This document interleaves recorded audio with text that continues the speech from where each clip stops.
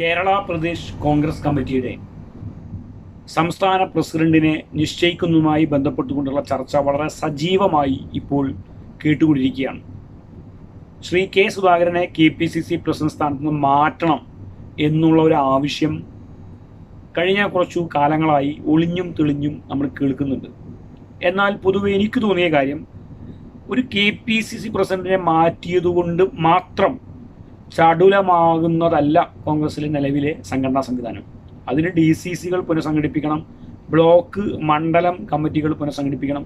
അതുപോലെ തന്നെ യൂത്ത് കോൺഗ്രസ്, മഹിളാ കോൺഗ്രസ്, KSU ഉൾപ്പെടെയുള്ള സംഘടനകൾ പ്രവർത്തനം വളരെ ചടുലമായി നടത്തിയാൽ മാത്രമാണ് 2026 അധികാരത്തിലെത്തുവാനോ അല്ലെങ്കിൽ പഞ്ചായത്ത് ഇലക്ഷനിൽ മികച്ച വിജയം നേടുവാനൊക്കെ കോൺഗ്രസിന് കഴിയുള്ളൂ. അതൊരു KPCC പ്രസിഡന്റിന്റെ മാത്രം ഒരു പ്രശ്നമായി തോന്നിയിട്ടില്ല എനിക്ക്. എന്നാൽ ചർച്ച ഇങ്ങനെ കൊടുമ്പിരി കൊണ്ട് മുന്നോട്ട് പോകും തോറും ഇപ്പോൾ കെ സുധാകരനെ മാറ്റിയാൽ കൊള്ളാമെന്ന് ഹൈക്കമാൻഡിന് വരെ അത്തരത്തിലൊരു ആഗ്രഹമുണ്ട് എന്ന നിലയിലാണ് ഇപ്പോൾ കാര്യങ്ങൾ വരുന്നത്. കാരണം കെ സുധാകരൻ അത്ര മോശം ഒരു KPCC പ്രസിഡന്റ് എന്നുള്ള അഭിപ്രായം എനിക്കില്ല.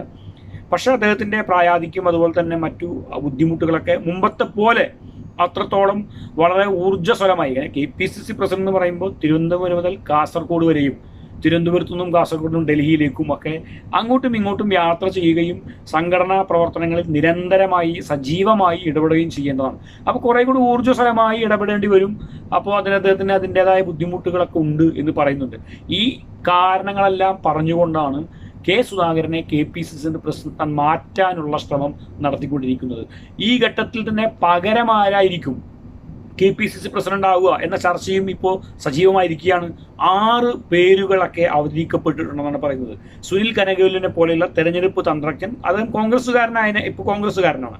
അദ്ദേഹം ഇപ്പോൾ ഒരു പുതിയ റിപ്പോർട്ട് കൊടുത്തു എന്നാണ് പറയുന്നത്. 6 പേരെ തെരഞ്ഞെടുത്തിട്ടുണ്ട്. അതിൽ നിന്ന് ഒരാളെ പ്രസിഡന്റായി തെരഞ്ഞെടുക്കുമെന്നാണ് ഇപ്പോൾ പറയുന്നത്.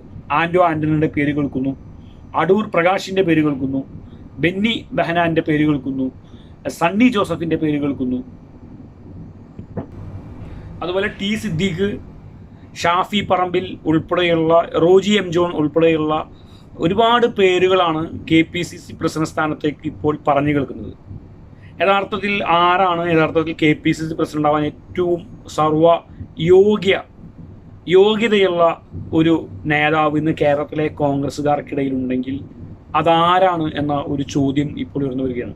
കഴിഞ്ഞ ദിവസങ്ങളിൽ സോഷ്യൽ മീഡിയയിൽ ഉൾപ്പെടെ നിരവധി ഓൺലൈൻ ചാനലുകൾ നടത്തിയിട്ടുള്ള ഓൺലൈൻ സർവേകളിൽ പോലും അദ്ദേഹമാണ് ഇപ്പോൾ മുന്നിൽ നിൽക്കുന്നത്. ആ നേതാവിൻ്റെ പേരാണ് ശ്രീ K മുരളീധരൻ.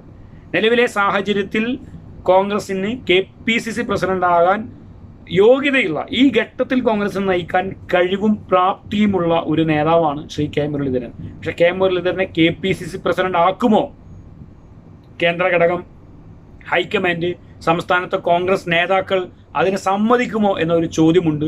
K മുരളീധരൻ അതിന് തയ്യാറാകുമോ എന്ന ചോദ്യമുണ്ട്. പക്ഷെ K മുരളീധരൻ തയ്യാറായാൽ, സംസ്ഥാനത്തെ കോൺഗ്രസ് നേതൃത്വവും AICCയും തയ്യാറായാൽ ശ്രീ K മുരളീധരൻ കേരളത്തിൻ്റെ KPCC പ്രസിഡന്റായി ഒരിക്കൽ കൂടി എന്ന് പറഞ്ഞത് അദ്ദേഹം 2000, 2003, 2004 കാലഘട്ടങ്ങളിൽ കേരളത്തിൻ്റെ KPCCയുടെ പ്രസിഡന്റ് ആയിരുന്നു. ഏറ്റവും മികച്ച KPCC പ്രസിഡന്റ്മാരിൽ ഒരാളായിട്ടാണ് K മുരളീധരനെ വിലയിരുത്തുന്നത്. അപ്പോൾ അതുകൊണ്ട് തന്നെ ഒട്ടേറെ മാറ്റങ്ങൾ കേരളത്തിലെ കോൺഗ്രസിന് ഉണ്ടാക്കിയത് K മുരളീധരൻ KPCC പ്രസിഡന്റ് ആയപ്പോഴാണ്. അപ്പോൾ അദ്ദേഹത്തിന് ആ സാധ്യതയുണ്ട്. പക്ഷെ ഇവിടെ പ്രശ്നം, ഇപ്പോൾ പ്രതിപക്ഷ നേതാവ് VD സതീശൻ നായർ സമുദായത്തിൽ നിന്നുള്ള ആളായതുകൊണ്ട് KPCC പ്രസിഡന്റും അതേ കണക്കിന് ആവണം എന്നൊരു ചർച്ച നടക്കുന്നുണ്ട്. മാത്രമല്ല, നിലവിലുള്ള KPCC president Shri K Sudhakaran Ezhava വിഭാഗത്തിൽ നിന്നുള്ള ആളാണ്. ഇപ്പോൾ ഈഴവ വിഭാഗത്തിൽ നിന്നുള്ള ഒരാൾ ഒഴിയുമ്പോൾ അതേ വിഭാഗത്തിൽ നിന്നുള്ള ഒരാളെയോ അല്ലെങ്കിൽ ക്രൈസ്തവ വിഭാഗത്തിൽ നിന്നുള്ള ഒരാളെയോ കൊണ്ടുവരണം എന്നുണ്ടെങ്കിൽ അടൂർ പ്രകാശിനോ അതുമല്ലെങ്കിൽ ബെന്നി ബെഹനാനോ ഒക്കെ നറുക്ക് വീഴാനുള്ള സാധ്യത കൂടുതലാണ്. അതോടൊപ്പം തന്നെ ശ്രീ കൊടിക്കുന്നിൽ സുരേഷിൻ്റെ പേരും കേൾക്കുന്നുണ്ട്.